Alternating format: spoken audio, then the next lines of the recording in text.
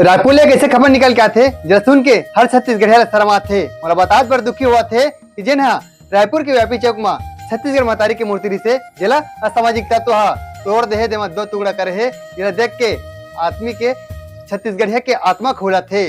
और ये घटना 3 दिन ला घटित हो चुकी है, लेकिन तेलीबांधा थाना और ये शासन प्रशासन चुप बैठा थे और राज्य उत्सव के जोर शोर से तैयारी ला करा थे।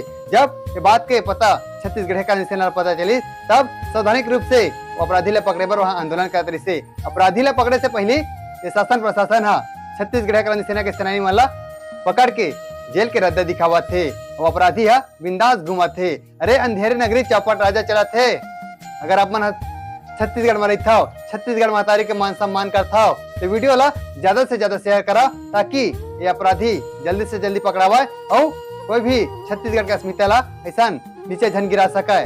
तो जागो छत्तीसगढ़ जागा और छत्तीसगढ़ का सेना संग छत्तीसगढ़ के मान सम्मान पर आगू जरूर आओ। जोहार छत्तीसगढ़, जय छत्तीसगढ़ महतारी।